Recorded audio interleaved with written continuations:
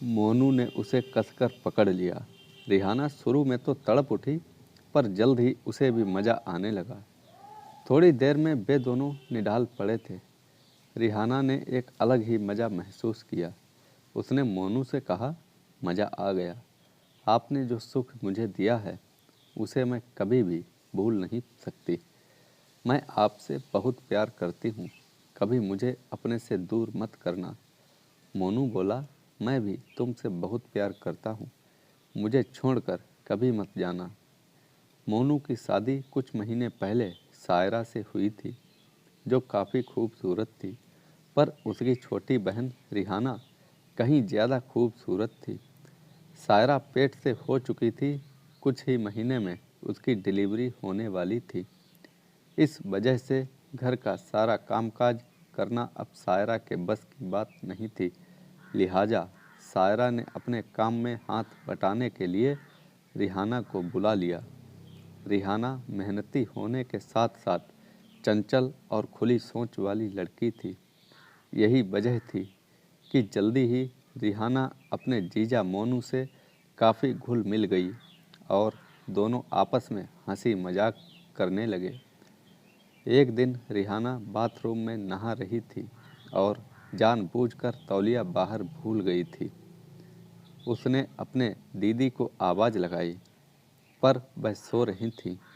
मोनू सामने सोफे पर बैठा कुछ काम कर रहा था। इतने में रिहाना ने अपने जीजा मोनू से कहा, जीजू, बाहर तौलिया रखा है, ज़रा मुझे दे दो ना। मोनू ने कहा, क्यों, तुम खुद आकर ले लो। रिहाना बोली, अगर मैं ऐसे ही आ गई तो आपके होश उड़ जाएंगे। मोनू बोला, क्यों, ऐसा क्या है तुम में। रिहाना ने कहा, वह तो मुझे देखकर ही पता चलेगा।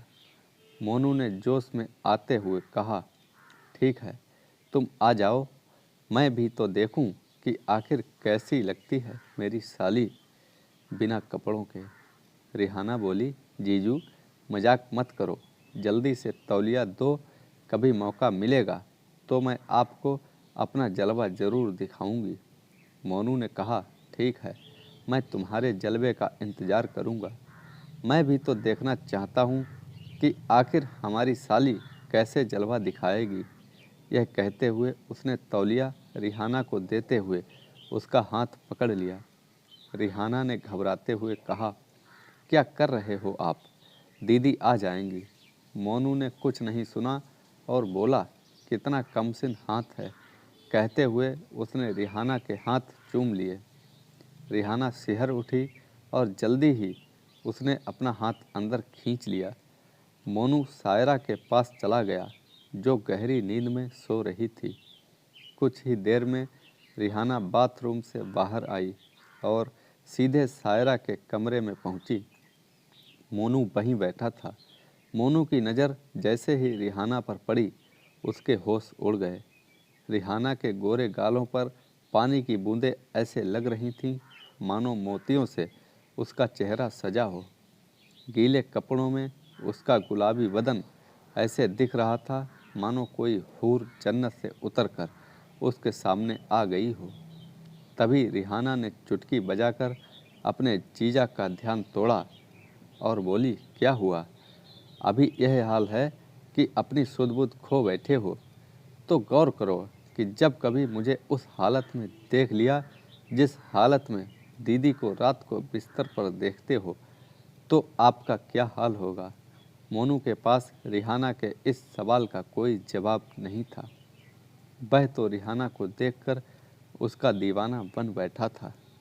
तभी रिहाना ने सायरा को उठाया और कहा, दीदी, नाश्ता कर लो, जीजू कब से तुम्हारे उठने का इंतज़ार कर रहे हैं। सायरा जल्दी से उठी और फ्रेश हो गई। इतने में रिहाना नाश्ता लेकर आ गई।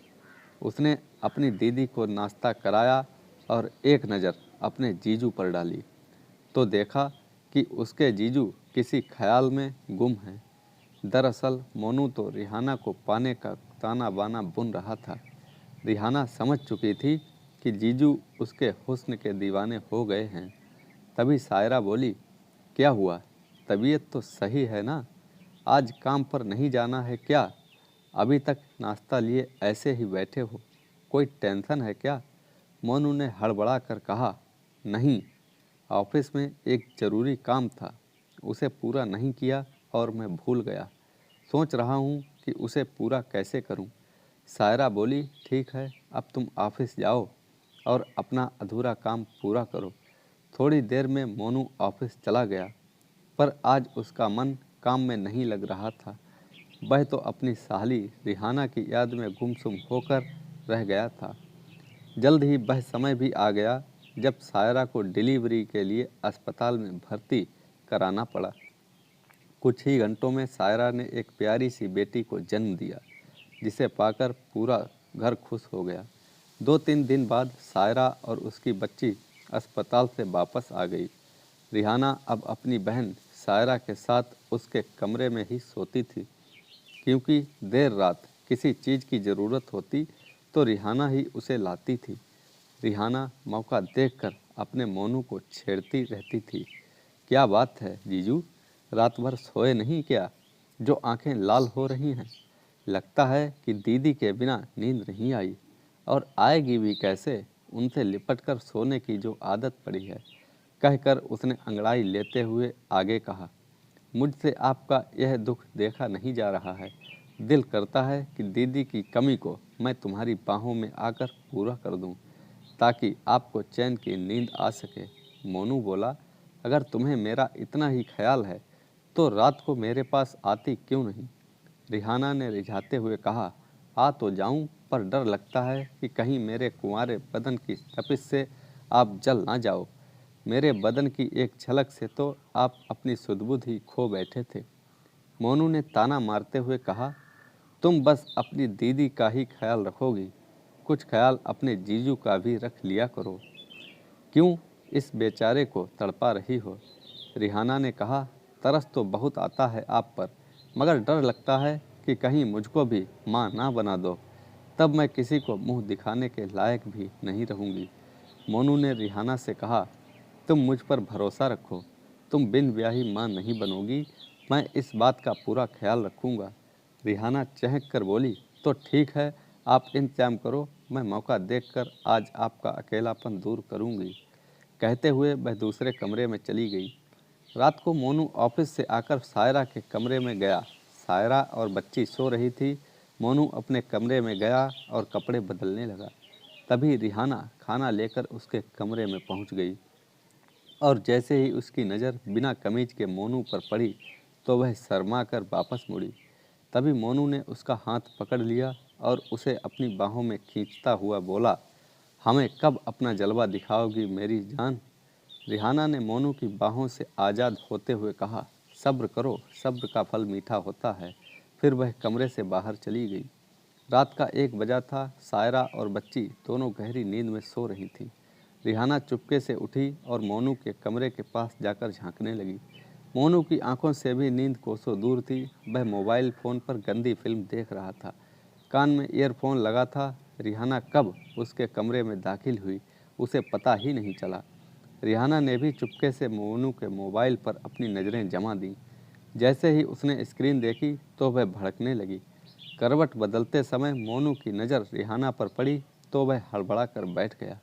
रिहाना प्यार भरी नज़रों से मोनू को देखने लगी। मोनू ने फौरन रिहाना का हाथ पकड़ा और उसे अपने बिस्तर पर खींचते हुए अपनी बाहों में भर लिया।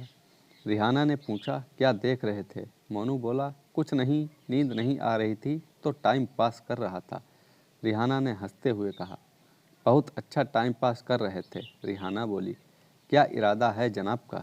मोनू ने कहा, आज इरादा मत पूछो, बजे वह सब करने दो जिसके लिए मैं बेकरार हूँ। रिहाना ने कहा, मुझे डर लगता है कि कहीं मैं पेट से हो गई तो। मैंने उसका इंतज़ाम कर लिया है, मोनू ने कहा। रिहाना शर्मा गई और मोनू के गले लग गई। मोनू भी मचल उठा और वह रिहाना के एक एक करके सारे कपड़े उतारने लगा। रिहाना को देखकर मोनू मचल उठा। मोनू की इस हरकत ने रिहाना को इस कदर तड़पा दिया कि वह अपने होश ही खो बैठी और मोनू को खींचने लगी। मोनू ने उसे कसकर पकड़ लिया। रिहाना शुरू में तो तड़प उठी, पर जल्द ही उसे भी मज़ा आने लगा। थोड़ी देर में वे दोनों निढाल पड़े थे। रिहाना ने एक अलग ही मज़ा महसूस किया। उसने मोनू से कहा, मज़ा आ गया, आपने जो सुख मुझे दिया है उसे मैं कभी भूल नहीं सकती। मैं आपसे बहुत प्यार करती हूँ, कभी मुझे अपने से दूर मत करना। मोनू बोला, मैं भी तुमसे बहुत प्यार करता हूँ, मुझे छोड़कर कभी मत जाना। इसके बाद रिहाना चुपचाप अपने कमरे में चली गई और अपनी बहन सायरा के पास जाकर लेट गई, जो अभी तक गहरी नींद में सोई हुई थी।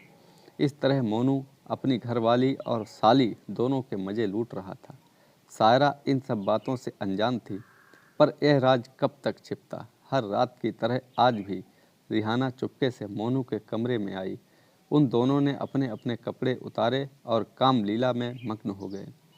तभी सायरा की आंख खुल गई। उसे प्यास लगी थी। रिहाना का कुछ अता पता नहीं था, इसलिए वह खुद उठकर पानी लेने रसोई घर में चली गई। रसोई घर से लगकर ही मोनू का वह कमरा था जहां आजकल वह सो रहा था। सायरा जब दरवाजे के पास से गुजरी तो उसने कमरे के भीतर से एक अजीब सी आवाज़ सुनी। उसके पैर वहीं थम गए और वह कान लगाकर गौर से सुनने लगी। रिहाना की सिसकियां सुनकर सायरा दंग रह गई। जैसे ही उसने दरवाजे पर हाथ लगाकर धकेला, वह खुल गया। अंदर का नज़ारा देखकर सायरा दंग रह गई।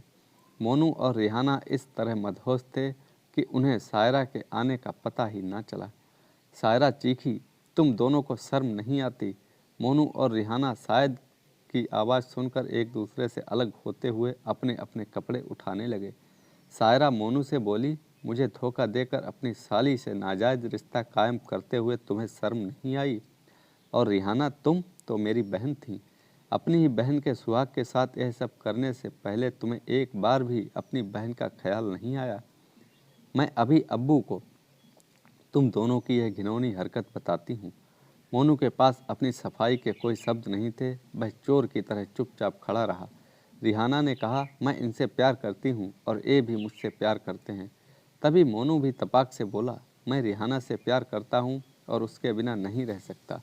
सायरा चिल्लाई, और मेरा और मेरी बेटी का क्या? मोनू ने कहा, मैं तुम्हें भी अपने साथ रखूँगा, तुम्हारा पूरा खर्च उठाऊँगा और तुम्हें भी बराबर प्यार दूँगा। सायरा गुस्से से लाल पीली होती हुई बोली, रखो अपना खर्चा अपने पास, और रही प्यार की बात, अगर तुम मुझसे प्यार करते तो मुझे धोखा देकर मेरी ही बहन के साथ मुंह काला नहीं करते। प्यार करने वाले अपने प्यार को धोखा नहीं देते। मुझे तुम्हारे साथ एक पल भी नहीं रहना।